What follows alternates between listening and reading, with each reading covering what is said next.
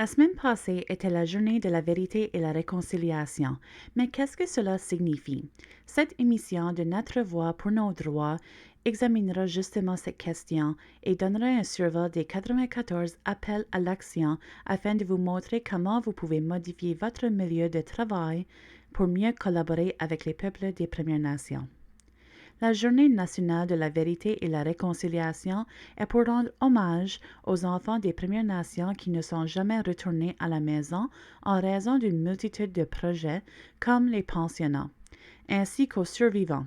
Cette journée a pour but d'apporter de l'appui et du soutien pour les individus impliqués, leurs familles et leurs communautés. Ceci a été implémenté en 2021 comme une journée fériée. Pendant la même journée, nous avons aussi la journée du chandail orange, qui commémore les actions traumatisantes des enfants qui ont vécu les pensionnats ainsi que le dommage intergénérationnel que cela impose. Les Canadiens sont invités à participer activement aux 2 journées commémoratives. Pour revenir à la question du départ, il faut connaître les 94 appels à l'action qui ont été présentés dans un rapport en 2015 par la Commission de vérité et réconciliation du Canada. Ils sont divisés par secteur et nous verrons ces appels aujourd'hui. À l'écran, vous voyez les différents secteurs du rapport. Vous pouvez aussi trouver cette division dans la description qui accompagne notre vidéo sur nos réseaux sociaux pour trouver le temps spécifique du secteur. Maintenant, est-ce qu'il faut connaître tous les 94 appels à l'action? Ça serait bien, mais comprenable que non.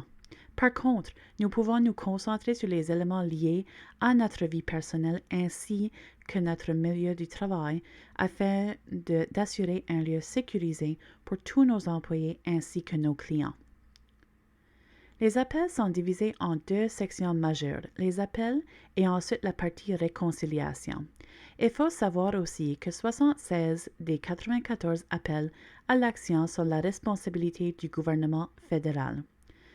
Selon Indigenous Watchdog, qui est parmi 4 groupes indépendants qui observent le progrès de ces appels, il y a le CBC avec leur site web qui s'appelle Beyond 94, il y a l'institution de Yellowhead avec Calls to Action Accountability et le gouvernement fédéral lui-même, ainsi que celui-là que j'ai mentionné, Indigenous Watchdog. Tous ces liens seront dans la description de cette vidéo. Nous verrons premièrement les appels. Les appels sont divisés par la suite en 5 catégories: protection de l'enfance, éducation, langue et culture, santé et justice. Nous verrons si ces appels ont été répondus par le gouvernement fédéral. Maintenant, ce que vous verrez pendant les prochaines couples de minutes provient directement du rapport de vérité et réconciliation de cette commission, parce que je trouve que c'est super important que les gens puissent les connaître et les entendre au moins une fois. Alors, pour la protection de l'enfance, il y a 5 appels. Nous demandons au gouvernement fédéral, aux gouvernements provinciaux et territoriaux, de même qu'aux gouvernements autochtones, de s'engager à réduire le nombre d'enfants autochtones pris en charge en ayant recours aux moyens suivants: le contrôle et l'évaluation des enquêtes sur la négligence, l'affectation de ressources suffisantes pour permettre aux collectivités autochtones et aux organismes de protection de l'enfance de garder les familles autochtones ensemble dans les cas où il est sécuritaire de le faire, et de garder les enfants dans des environnements adaptés à leur culture, quel que soit l'endroit où ils habitent. La prise des mesures pour voir à ce que les travailleurs sociaux et les autres intervenants qui mènent des enquêtes liées à la protection de l'enfance soient bien renseignés et formés en ce qui touche l'histoire et les répercussions des pensionnats. La prise de mesures pour voir à ce que les travailleurs sociaux et les autres intervenants qui mènent des enquêtes liées à la protection de l'enfance soient bien renseignés et formés au sujet de la possibilité que les familles et les collectivités autochtones représentent de meilleures solutions en vue de la guérison des familles.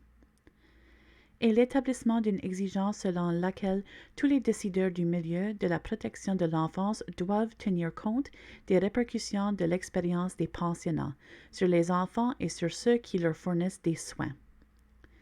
Nous demandons au gouvernement fédéral, en collaboration avec les provinces et les territoires, de préparer et de publier des rapports annuels sur le nombre d'enfants autochtones, cela incorpore les Premières Nations, les Inuits et les Métis, qui sont pris en charge par comparaison avec les enfants non autochtones, ainsi que sur les motifs de la prise en charge d'enfants par l'État, sur les dépenses totales engagées pour les besoins des services de prévention et de nature autres offerts par les organismes de protection de l'enfance et sur l'efficacité des diverses interventions. 3.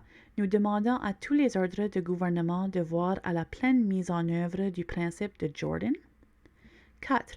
Nous demandons au gouvernement fédéral de mettre en place des dispositions législatives en matière de protection des enfants autochtones qui établissent des normes nationales en ce qui a trait aux cas de garde et de prise en charge par l'État concernant des enfants autochtones et qui prévoient des principes qui confirment le droit des gouvernements autochtones d'établir et de maintenir en place leur propre organisme de protection de l'enfance, exige des organismes de protection de l'enfance et des tribunaux qu'ils tiennent compte dans leurs décisions des séquelles laissées par les pensionnats, établissent en tant que priorité de premier plan une exigence selon laquelle le placement temporaire ou permanent des enfants autochtones le soit dans un milieu adapté à leur culture.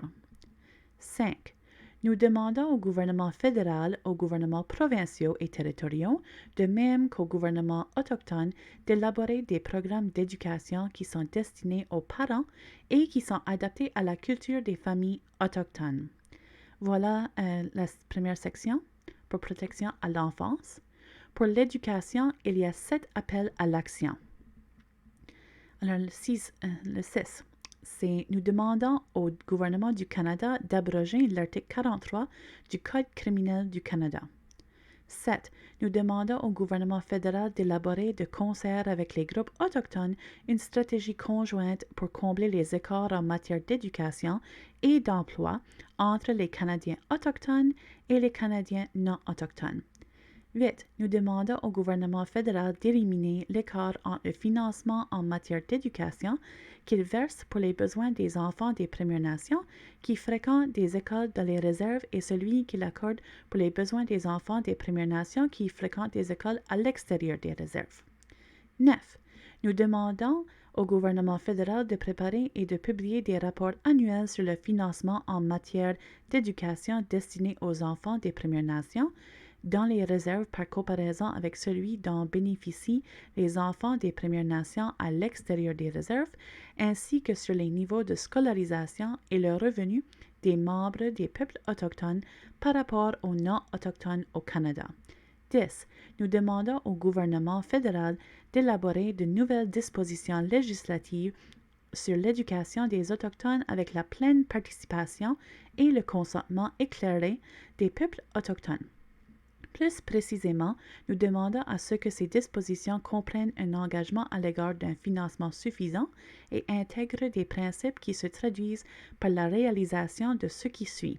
Fournir un financement suffisant pour combler les écarts mentionnés sur le plan des niveaux de scolarisation en une génération, améliorer les niveaux de scolarisation et les taux de réussite, élaborer des programmes d'études adaptés à la culture, protéger le droit d'utiliser les langues autochtones, y compris en ce qui touche l'enseignement de telles langues dans le cadre de cours crédités, voir à ce que les parents et la collectivité puissent assumer la responsabilité et le contrôle du système scolaire qui les concerne, et à ce qu'ils soient tenus de rendre des comptes à cet égard de manière semblable à la situation des parents dans le système scolaire public, à permettre aux parents de participer pleinement à l'éducation de leurs enfants et respecter et honorer les relations découlant des traités. 11. Nous demandons au gouvernement fédéral de fournir un financement adéquat pour remédier à l'insuffisance des places disponibles pour les élèves des Premières Nations qui souhaitent poursuivre des études postsecondaires. 12. Nous demandons au gouvernement fédéral, aux gouvernements provinciaux et territoriaux, de même qu'aux gouvernements autochtones, d'élaborer des programmes d'éducation de la petite enfance adaptés à la culture des familles autochtones. Pour la section langue et culture, il y a 5 appels à l'action. 13. Nous demandons au gouvernement fédéral de reconnaître que les droits des Autochtones comprennent les droits linguistiques autochtones. 14. Nous demandons au gouvernement fédéral d'adopter une loi sur les langues autochtones qui incorpore les principes suivants. Les langues autochtones représentent une composante fondamentale et valorisée de la culture et de la société canadienne, et il y a une urgence de les préserver. Les droits linguistiques autochtones sont renforcés par les traités. Le gouvernement fédéral a la responsabilité de fournir des fonds suffisants pour la revitalisation et la préservation des langues autochtones. Ce sont les peuples et les collectivités autochtones qui sont les mieux à même de gérer la préservation, la revitalisation et le renforcement des langues et des cultures autochtones. Le financement accordé pour les besoins des initiatives liées aux langues autochtones doit refléter la diversité de ces langues. 15. Nous demandons au gouvernement fédéral de nommer, à la suite de consultations avec les groupes autochtones, un commissaire aux langues autochtones. Plus précisément, nous demandons que ce commissaire soit chargé de contribuer à la promotion des langues autochtones et de présenter des comptes rendus sur l'efficacité du financement fédéral destiné aux initiatives liées aux langues autochtones.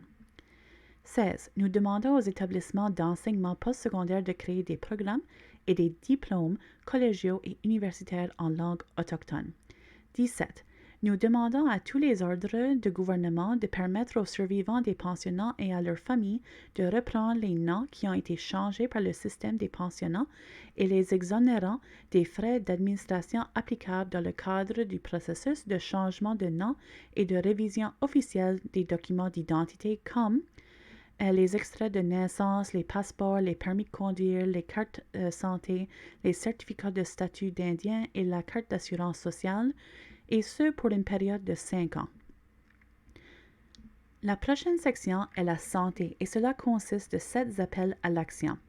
Le 18, nous demandons au gouvernement fédéral, aux gouvernements provinciaux et territoriaux ainsi qu'aux gouvernements autochtones de reconnaître que la situation actuelle sur le plan de la santé des Autochtones au Canada est le résultat direct des politiques des précédents gouvernements canadiens, y compris en ce qui touche les pensionnats, de reconnaître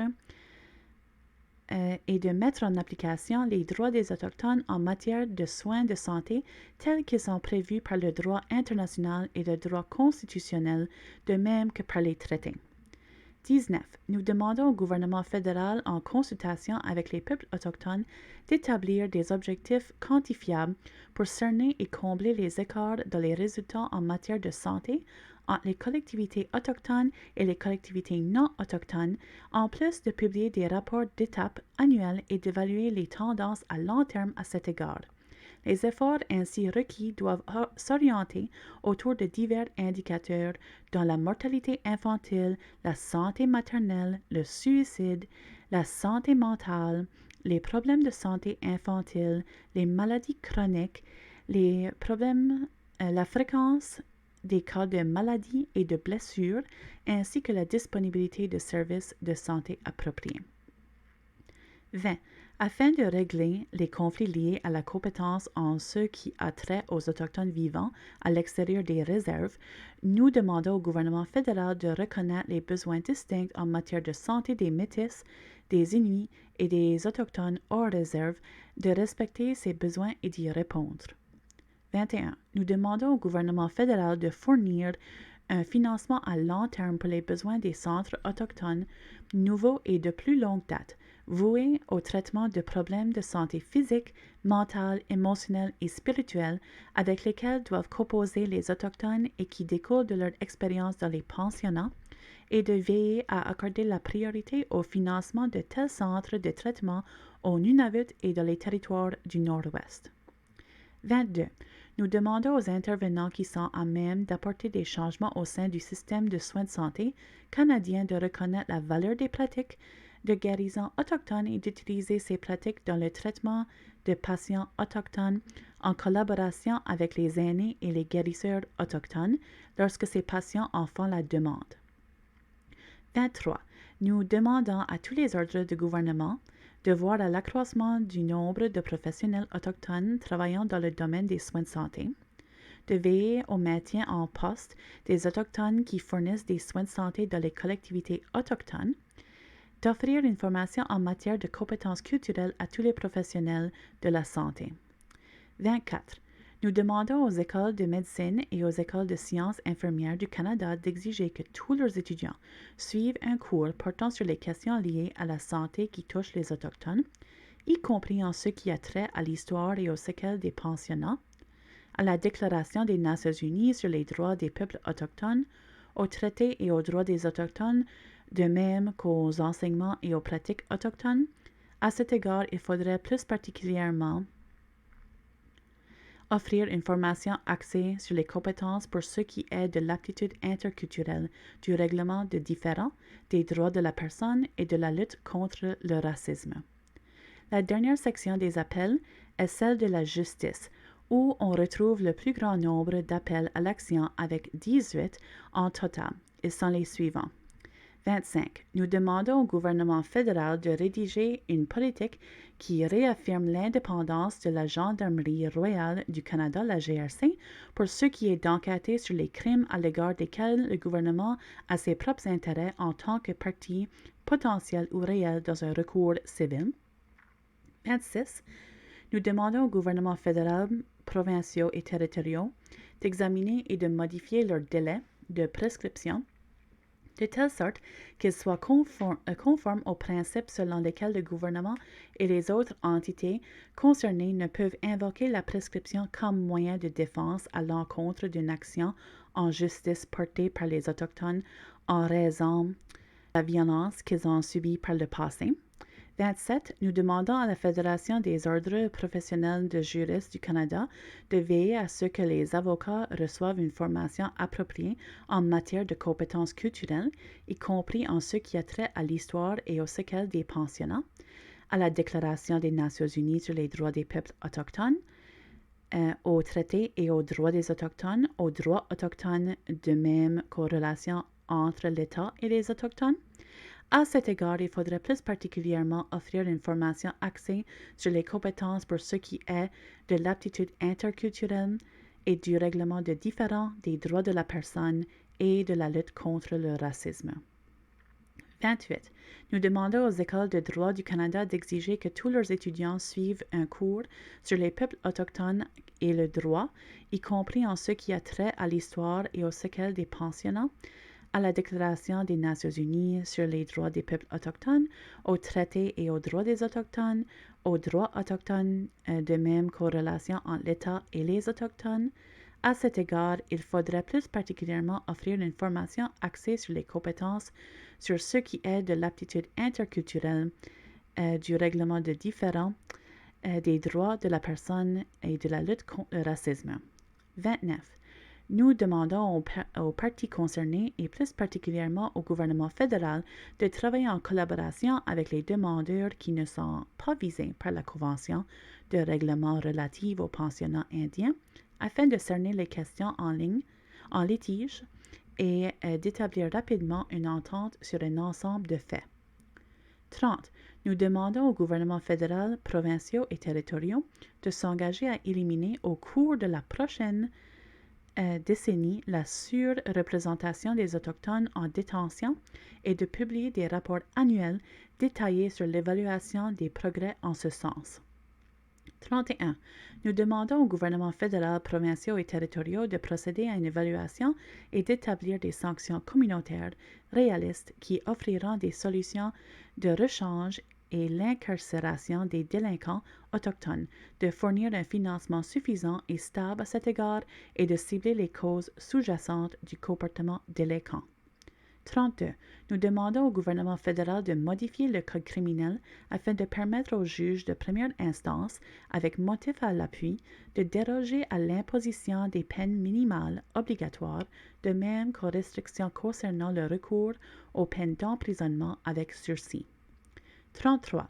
Nous demandons au gouvernement fédéral, provinciaux et territoriaux de reconnaître comme priorité de premier plan la nécessité d'aborder la question de troubles du spectre de l'alcoolisation fœtale et de prévenir ce trouble en plus d'élaborer en collaboration avec les Autochtones des programmes de prévention du trouble du spectre de l'alcoolisation fœtale qui sont adaptés à la culture autochtone.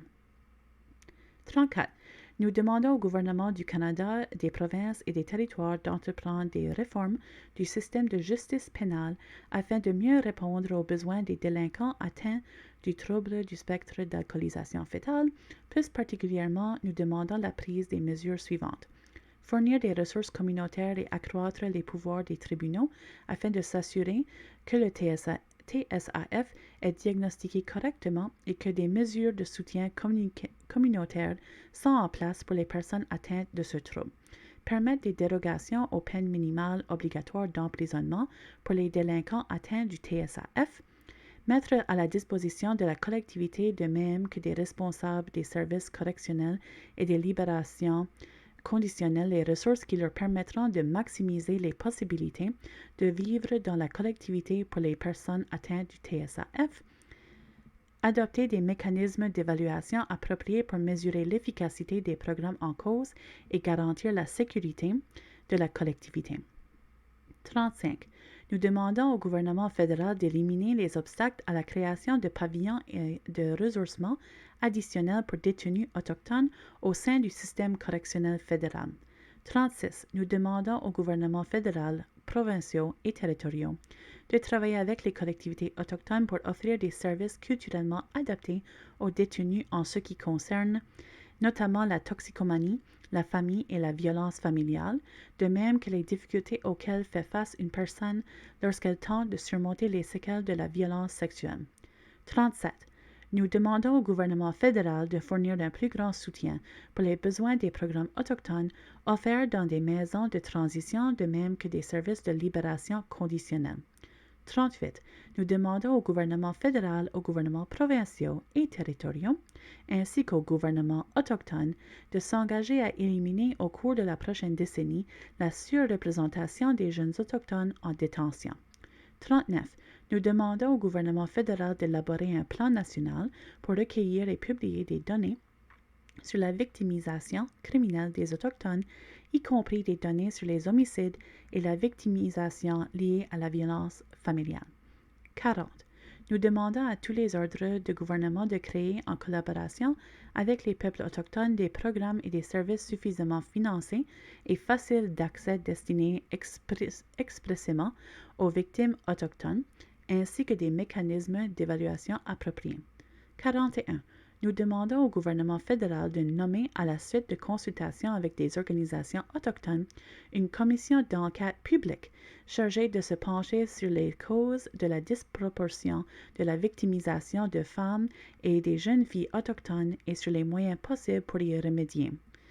Le mandat de la commission d'enquête devrait comprendre notamment la réalisation d'enquêtes sur la disparition et l'assassinat de femmes et de jeunes filles autochtones, l'établissement de liens avec les effets intergénérationnels des pensionnats autochtones. Et 42. Nous demandons aux gouvernements fédéral, provinciaux et territoriaux de s'engager à reconnaître et à mettre en œuvre un système de justice autochtone qui soit compatible avec les droits ancestraux et issus de traités des peuples autochtones, en plus d'être conforme à la loi constitutionnelle de 1982. Et à la Déclaration des Nations unies sur les droits des peuples autochtones à laquelle le Canada a adhéré en novembre 2012. Alors voilà les appels qui tiennent à dire la vérité de la situation actuelle chez les Premières Nations. Avant d'offrir un survol des actions prises par le gouvernement fédéral, il faut observer les dernières actions qui mèneront à la réconciliation. La section réconciliation nous offre 17 sections à modifier pour débuter et continuer l'étape de la réconciliation. Vous verrez encore une fois les titres des sections et les temps marqués dans la vidéo seront dans la description de nos réseaux sociaux si vous voulez sauter quelques parties. Pour les gouvernements du Canada et la Déclaration des Nations unies sur les droits des peuples autochtones, vous avez deux actions à entreprendre. 43. Nous demandons aux gouvernements fédéral, provinciaux et territoriaux, de même qu'aux administrations municipales, d'adopter et de mettre en œuvre la Déclaration des Nations unies sur les droits des peuples autochtones dans le cadre de la réconciliation. 44. Nous demandons au gouvernement du Canada d'élaborer un plan d'action et des stratégies de portée nationale de même que d'autres mesures concrètes pour atteindre les objectifs de la Déclaration des Nations unies sur les droits des peuples autochtones. Au nom de la proclamation royale et du pacte de réconciliation, la Commission dit 45. Nous demandons au gouvernement du Canada d'élaborer en son nom et au nom de tous les Canadiens et de concert avec les peuples autochtones une proclamation royale de réconciliation qui sera publiée par l'État. La proclamation s'appuierait sur la proclamation royale de 1763 et le traité du Niagara de 1764 et réaffirmerait la relation de nation à nation entre les peuples autochtones et l'État. La proclamation comprendrait, mais sans s'y limiter, les engagements suivants. Répudier les concepts utilisés pour justifier la souveraineté des peuples européens sur les territoires et les peuples autochtones, notamment la doctrine de la découverte et le principe de terra nullius, qui veut dire territoire n'appartenant à personne. Adopter et mettre en œuvre la Déclaration des Nations unies sur les droits des peuples autochtones dans le cadre de la réconciliation.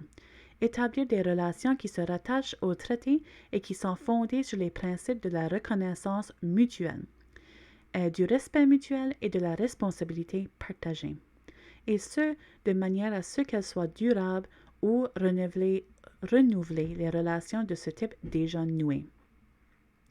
Concilier les affaires constitutionnelles et juridiques des peuples autochtones et de l'État pour s'assurer que les peuples autochtones sont des partenaires à part entière au sein de la Confédération, en ce qui englobe la reconnaissance des lois et des traditions juridiques autochtones et leur intégration de la négociation et la mise en œuvre des traités, des revendications territoriales et de toute autre entente constructive. 46. Nous demandons aux parties de la Convention de règlement relative aux pensionnats indiens d'élaborer et de signer un pacte de réconciliation qui fait part des principes de la collaboration voulus afin de promouvoir la réconciliation au sein de la société canadienne et qui comprend notamment, mais sans s'y limiter, la réaffirmation de l'engagement des parties à l'égard de la réconciliation, la répudiation des concepts utilisés pour justifier la souveraineté des peuples européens sur les territoires et les peuples autochtones, notamment la doctrine de la découverte et le principe de terra nullius, de même que la réforme des lois, des structures de gouvernance et des politiques au sein des institutions qui s'appuient toujours sur ces concepts. La pleine adoption et la mise en œuvre complète de la Déclaration des Nations unies sur les droits des peuples autochtones dans le cadre de la réconciliation, le soutien de l'établissement des relations qui se rattachent au traité et qui sont fondées sur les principes de la reconnaissance mutuelle, du respect mutuel et de la responsabilité partagée, et ce, de manière à ce qu'elles soient durables ou encore du renouvellement des relations de ce type déjà nouées. L'octroi de la permission aux personnes exclues de la Convention de règlement de signer le pacte de réconciliation, et l'octroi de la permission à d'autres parties concernées de signer le pacte de réconciliation. 47. Nous demandons aux gouvernements fédéral, provinciaux, territoriaux et municipaux de rejeter les concepts ayant servi à justifier la souveraineté européenne sur les peuples et les territoires autochtones, comme la doctrine de la découverte et celle de la terra nullius, et de réformer les lois, les politiques gouvernementales et les stratégies d'instance qui continuent de s'appuyer sur de tels concepts. Ensuite, nous passerons à la Convention de règlement et la Déclaration des Nations unies sur les droits des peuples autochtones qui contient deux actions à entamer. 48. Nous demandons à l'Église, aux parties à la Convention de règlement et à tous les autres groupes confessionnels et interconfessionnels au Canada qui ne l'ont pas déjà fait, d'adopter officiellement et de respecter les normes et les principes de la Déclaration des Nations unies sur les droits des peuples autochtones en tant que cadre de réconciliation. Cela comprend sans toutefois s'y limiter les engagements suivants de la part des intervenants en cause. Veiller à ce que leurs institutions, politiques, programmes et pratiques soient conformes à la Déclaration des Nations unies sur les droits des peuples autochtones. Respecter le droit de l'autodétermination des peuples autochtones dans les cas d'ordre spirituel, y compris le droit d'élaborer, de mettre en pratique et d'enseigner leurs propres traditions, coutumes et cérémonies religieuses et spirituelles, conformément à l'article 12.1 de la Déclaration des Nations unies sur les droits des peuples autochtones. Lancer un dialogue public, voir à ce qu'il se poursuive à long terme et prendre des mesures pour appuyer la Déclaration des Nations unies sur les droits des peuples autochtones, publier au plus tard le 31 mars 2016, et on a déjà dépassé cette date, une déclaration de la part des intervenants de toutes les confessions religieuses et de tous les groupes confessionnels quant à la manière dont ils ont l'intention de mettre en œuvre la Déclaration des Nations unies sur les droits des peuples autochtones. 49. Nous demandons aux intervenants de toutes les confessions religieuses et de tous les groupes confessionnels qui ne l'ont pas déjà fait de répudier les concepts utilisés pour justifier la souveraineté européenne sur les terres et les peuples autochtones, notamment la doctrine de la découverte et le principe de la terra nullius.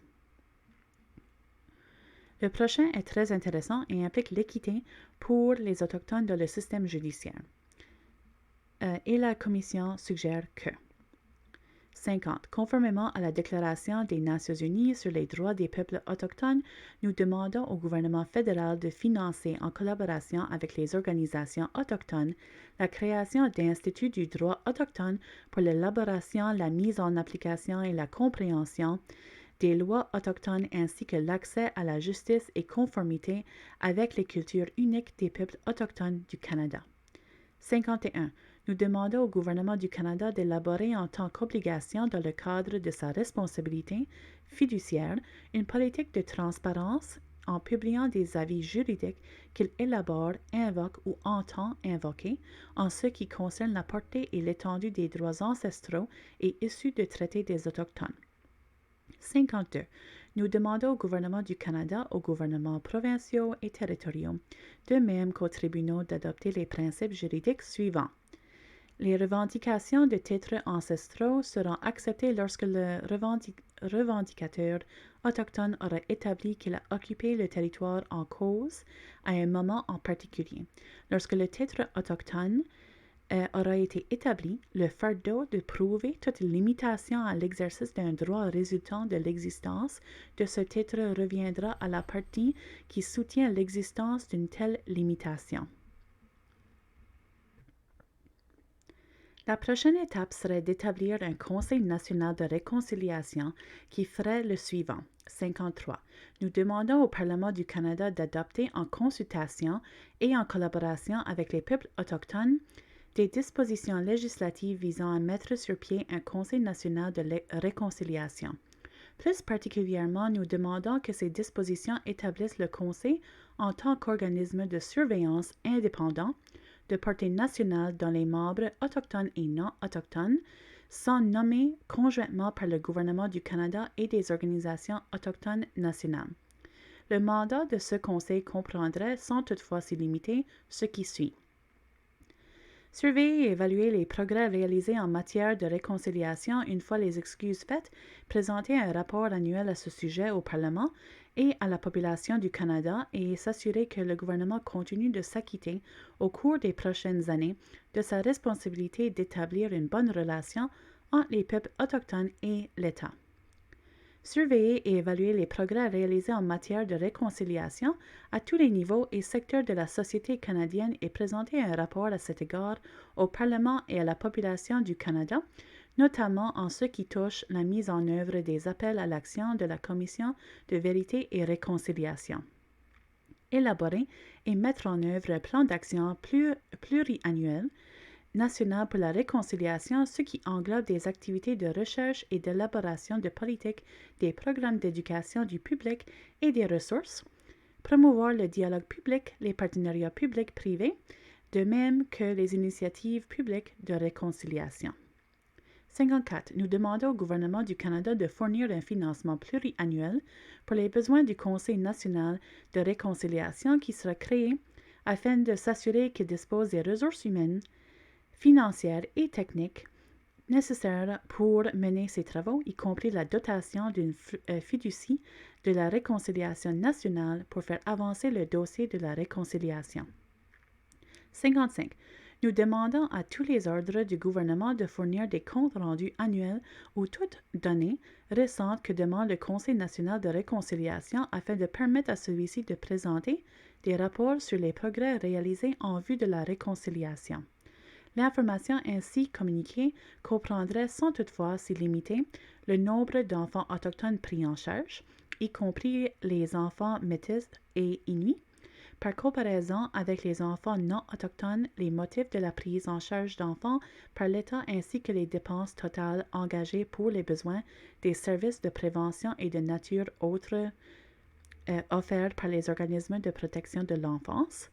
Une comparaison en ce qui touche le financement destiné à l'éducation des enfants des Premières Nations dans les réserves et à l'extérieur de celles-ci. Une comparaison sur les plans de niveau de scolarisation et de revenus entre les collectivités autochtones et les collectivités non autochtones du Canada.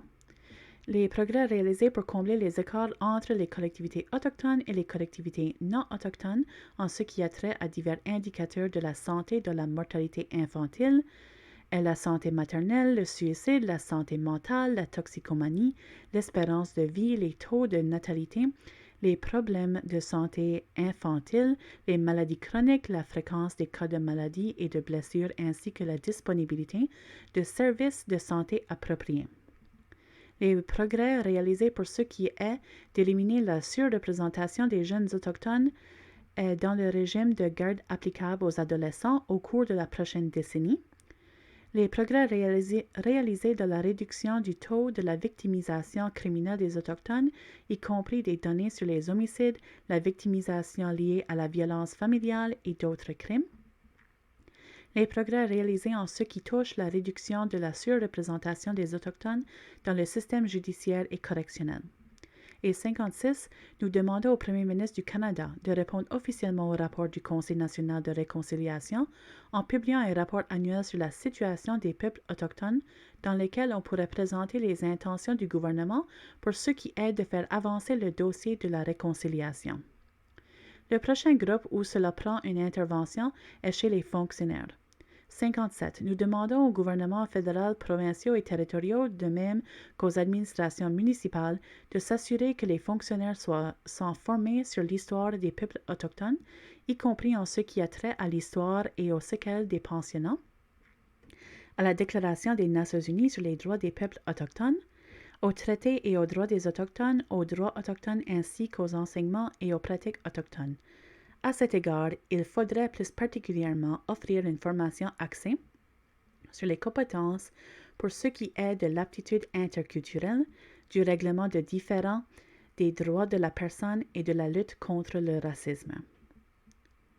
La prochaine action demande des excuses de l'Église et la réconciliation en 6 temps. 58. Nous demandons au pape de présenter au nom de l'Église catholique romaine des excuses aux survivants, à leurs familles ainsi qu'aux collectivités concernées pour les mauvais traitements sur les plans spirituels, culturels, émotionnels, physiques et sexuels que les enfants des Premières Nations, des Inuits et des Métis ont subis dans les pensionnats dirigés par l'Église catholique.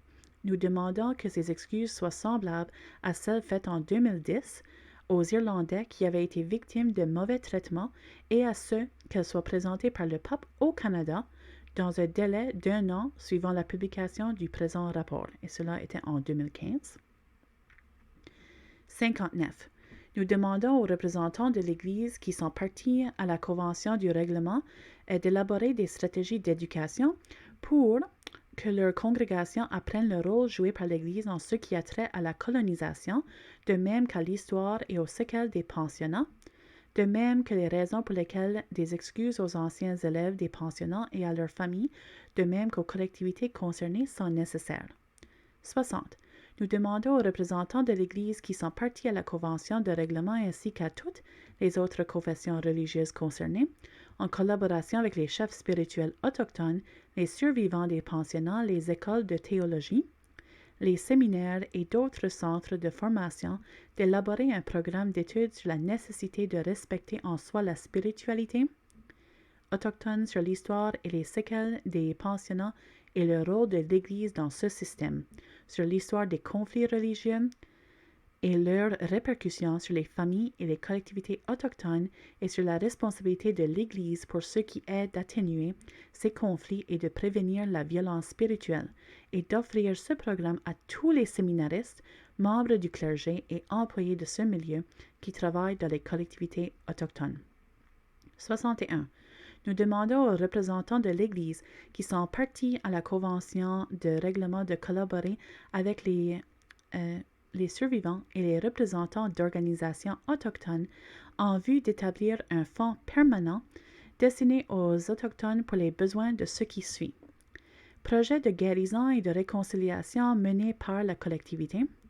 Projet lié à la revitalisation de la langue et de la culture mené par la collectivité. Projet d'éducation et de création de liens menés par la collectivité. Et rencontre régionale de chefs spirituels et de jeunes autochtones afin de discuter de la spiritualité autochtone, de l'autodétermination et de la réconciliation. Au niveau de l'éducation, pour la réconciliation, voici les éléments à inclure. 62.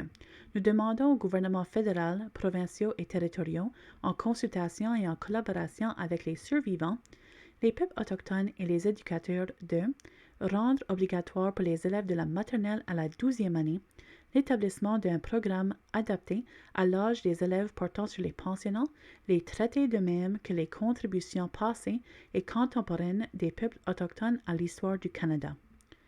Prévoir les fonds nécessaires pour permettre aux établissements d'enseignement postsecondaire de former les enseignants sur la façon d'intégrer les méthodes d'enseignement et les connaissances autochtones dans les salles de classe, et prévoir le financement nécessaire pour que les écoles autochtones utilisent les connaissances et les méthodes d'enseignement autochtones dans les salles de classe, créer des postes de niveau supérieur au sein du gouvernement à l'échelon de sous-ministre adjoint ou à un échelon plus élevé, dont les titulaires seront chargés du contenu autochtone dans le domaine de l'éducation. 63.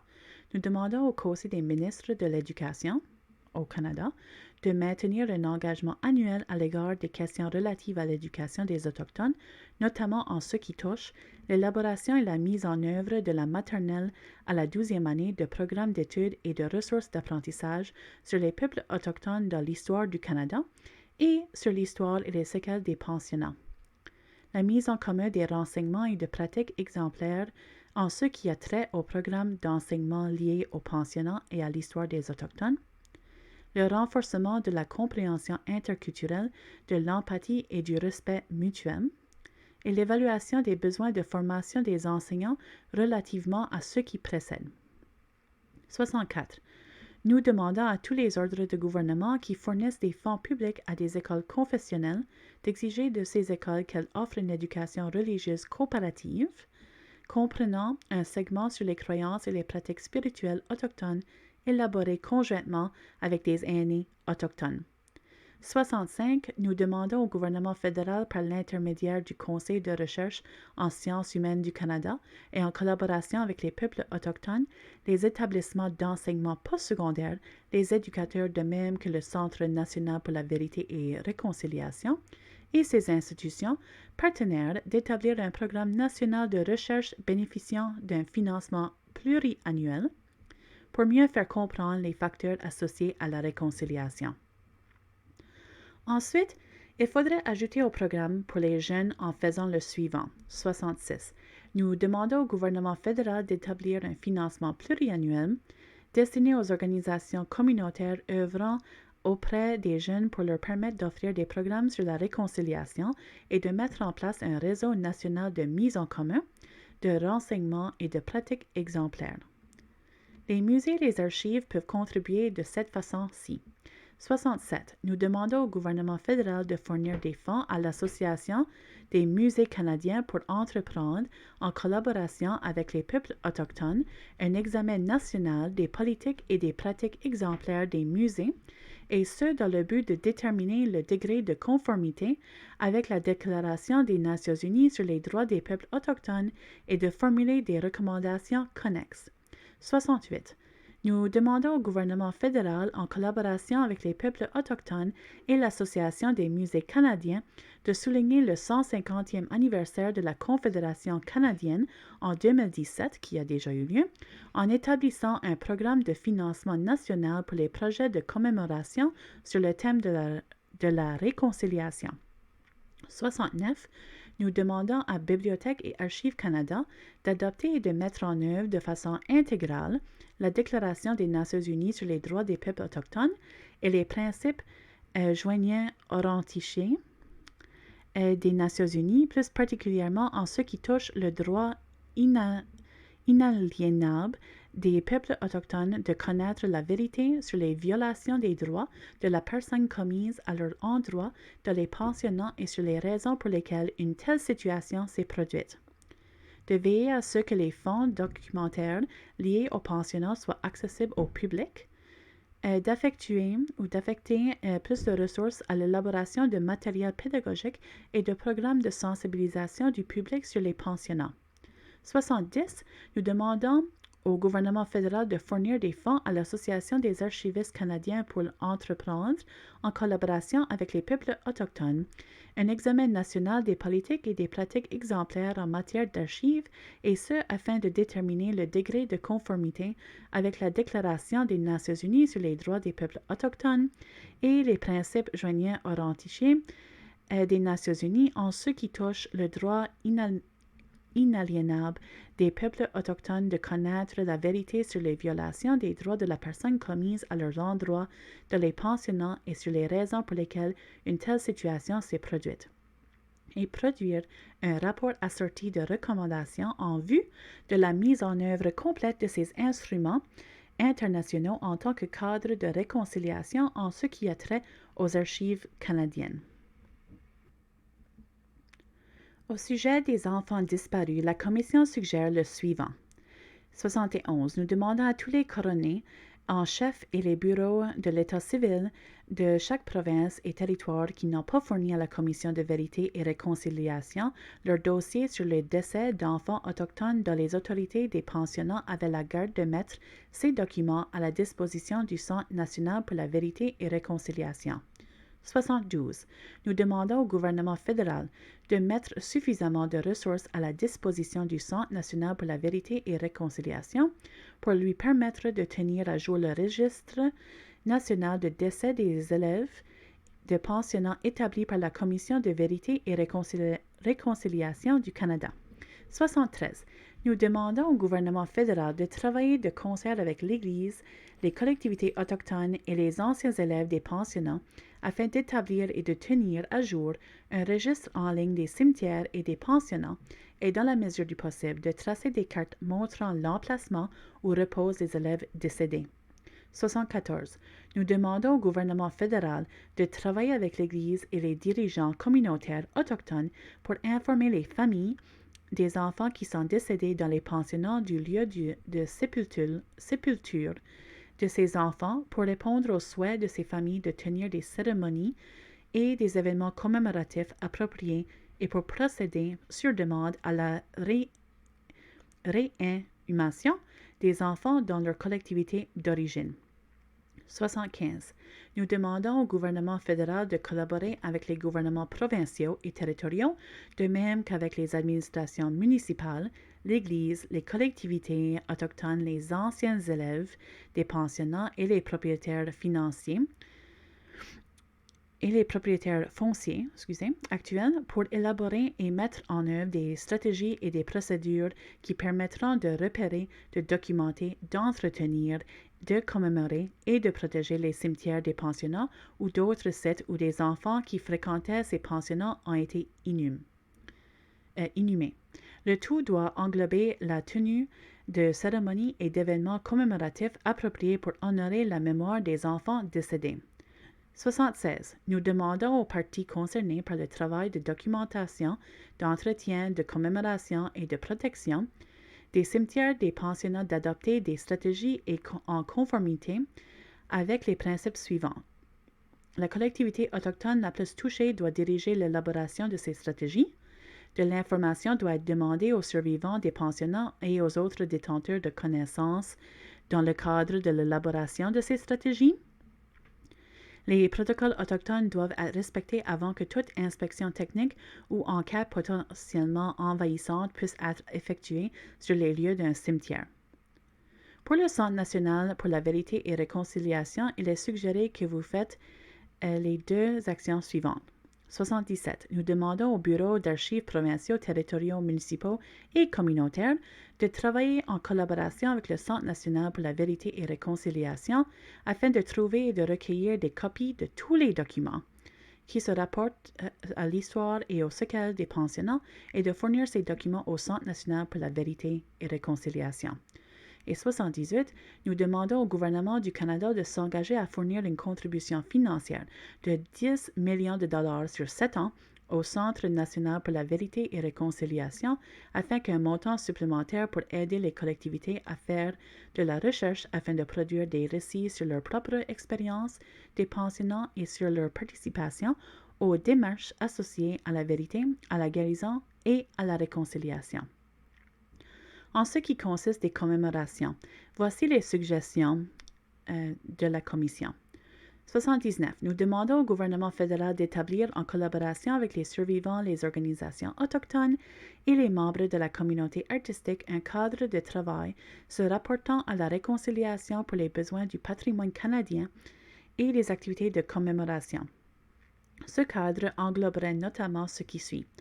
La modification de la loi sur les lieux et monuments historiques de manière à inclure les représentations des Premières Nations, des Inuits et des Métis au sein de la Commission des lieux et monuments historiques du Canada et de son secrétariat. L'examen des politiques, des critères et des pratiques se rattachant au programme national de commémoration historique pour intégrer l'histoire, les valeurs patrimoniales et les pratiques de la mémoire autochtone au patrimoine et à l'histoire du Canada. L'élaboration et la mise en œuvre d'un plan national du patrimoine et d'une stratégie pour la commémoration des sites des pensionnats de l'histoire et des séquelles de ces pensionnats et de la contribution des peuples autochtones à l'histoire du Canada. 80. Nous demandons au gouvernement fédéral d'établir comme jour férié, en collaboration avec les peuples autochtones, une journée nationale de la vérité et de la réconciliation pour honorer les survivants, leurs familles et leurs collectivités, et s'assurer que la commémoration de l'histoire et des séquelles des pensionnats demeure un élément essentiel du processus de réconciliation. 81. Nous demandons au gouvernement fédéral, en collaboration avec les survivants et leurs organisations, de même qu'avec les autres parties à la Convention de règlement, de commander un monument national sur les pensionnats et de l'installer de manière à ce qu'il soit accessible au public et très visible dans la ville d'Ottawa, et ce pour honorer les survivants et tous les enfants qu'ont perdu les familles et les collectivités concernées. 82. Nous demandons au gouvernement fédéral, en collaboration avec les survivants et leurs organisations, de même qu'avec les autres parties à la Convention de règlement, de commander un monument national sur les règlements sur un monument national sur les pensionnats, et de l'installer de manière à ce qu'il soit accessible au public et très visible dans chaque capitale, et ce pour honorer les survivants et tous les enfants qui ont perdu les familles et les collectivités concernées. 83.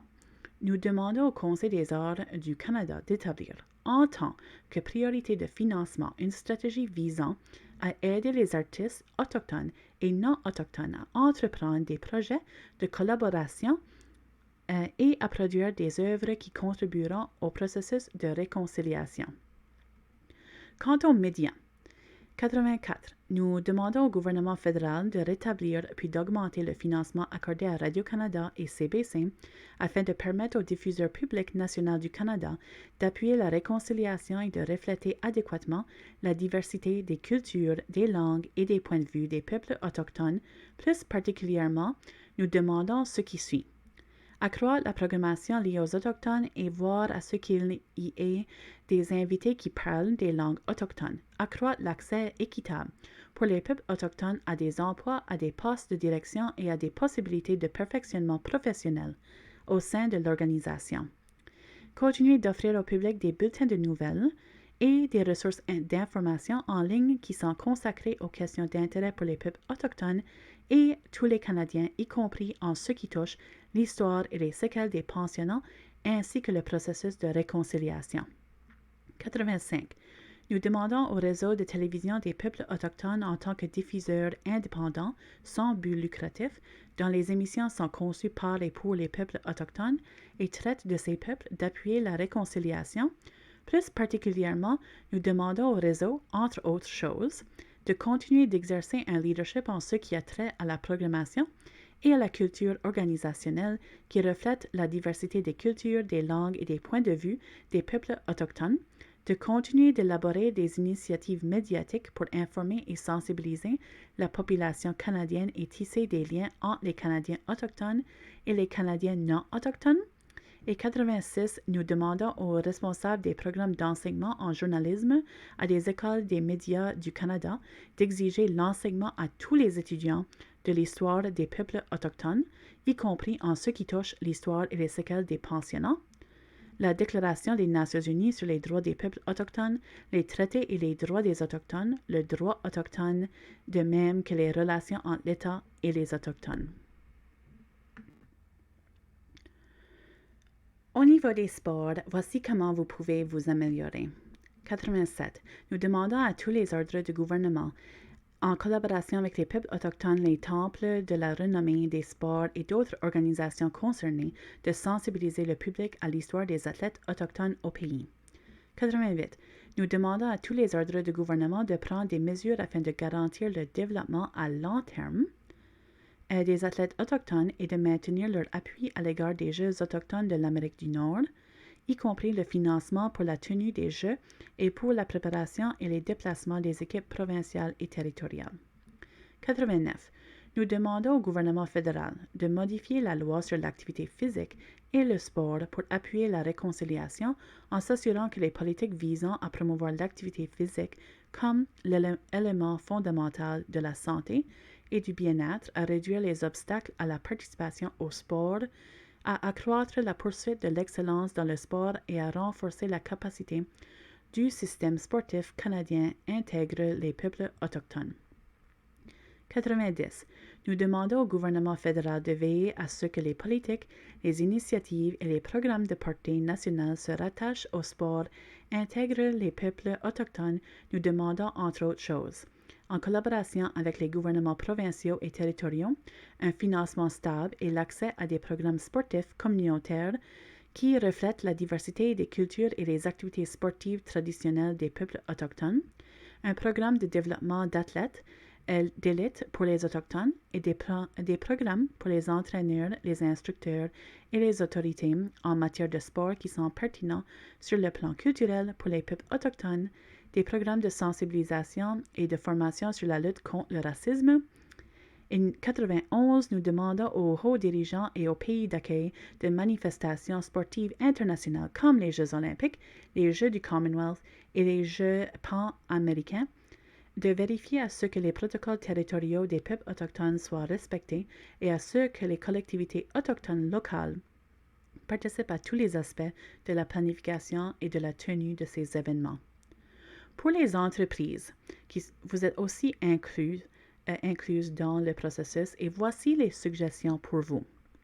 92. Nous demandons au secteur des entreprises du Canada d'adopter la Déclaration des Nations unies sur les droits des peuples autochtones en tant que cadre de réconciliation et d'appliquer les normes et les principes qui s'y rattachent dans le cadre des politiques organisationnelles et des principales activités opérationnelles touchant les peuples autochtones.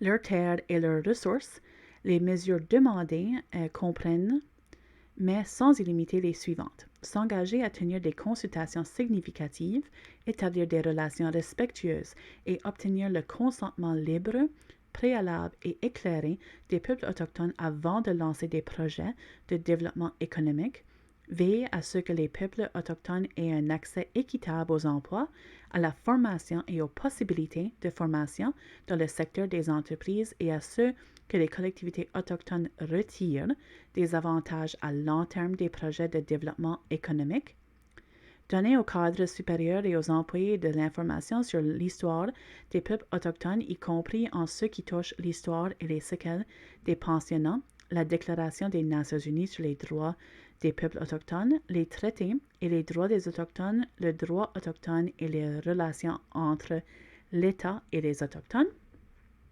À cet égard, il faudrait plus particulièrement offrir une formation axée sur les compétences pour ce qui est de l'attitude interculturelle, du règlement de différends, des droits de la personne et de la lutte contre le racisme. Même les nouveaux arrivants du Canada ont un rôle à jouer dans ce processus, et ils ont les deux dernières actions de ce rapport. 93. Nous demandons au gouvernement fédéral d'examiner, en collaboration avec les organisations autochtones nationales, la trousse d'informations pour les nouveaux arrivants du Canada et l'examen de citoyenneté afin que l'histoire relatée reflète davantage la diversité des peuples autochtones du Canada, y compris en moyen d'information sur les traités et sur l'histoire des pensionnats. Et comme dernière action, 94, nous demandons au gouvernement du Canada de remplacer le serment de citoyenneté par ce qui suit. Je jure ou affirme solennellement que je serai fidèle et porterai sincère allégeance à Sa Majesté, et dans ce temps-là, c'était la reine Élisabeth II, maintenant ce n'est plus, reine du Canada, maintenant ce n'est plus, à ses héritiers et successeurs, que j'observerai fidèlement les lois du Canada, y compris les traités conclus avec les peuples autochtones, et que je remplirai loyalement mes obligations de citoyen canadien. Alors voilà les 94 appels à l'action de la Commission de la vérité et la réconciliation du Canada.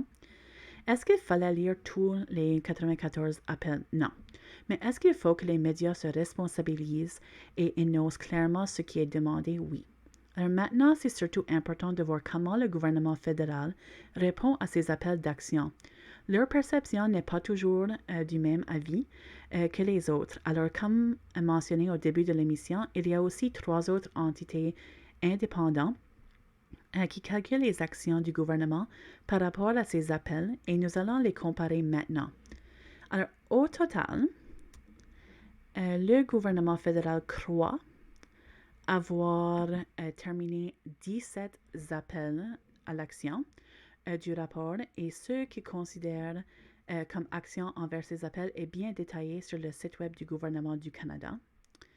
Le CBC calcule 13 actions terminées, mais le Yellowhead Institute et Indigenous Watchdog constatent que 11 actions ont été complétées depuis 2015. Maintenant, 2015. Je veux que vous pensiez à cela pour une seconde parce que nous sommes rendus presque 8 ans plus tard, et peu importe qui a raison dans leurs chiffres, 17 de 94, c'est 18%. Et ça, c'est en 8 ans. De tous les appels, et là, même si on va uniquement avec les actions qui sont uniquement pour le gouvernement, cela serait 22%. Voici une liste des actions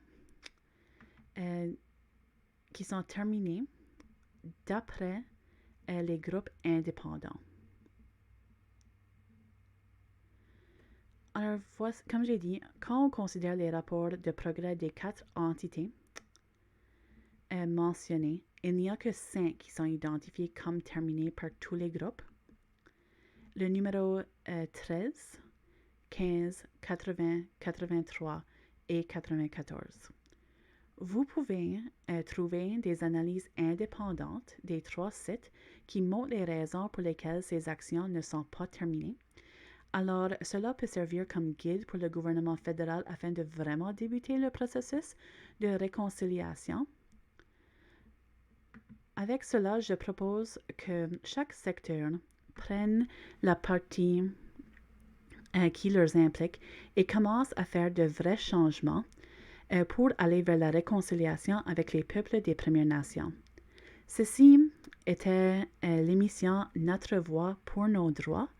Et vous pouvez voir cette émission à 9h pendant la semaine, ainsi que sur notre chaîne YouTube, que vous pouvez trouver à Tellil Community Television, comme vous voyez à l'écran.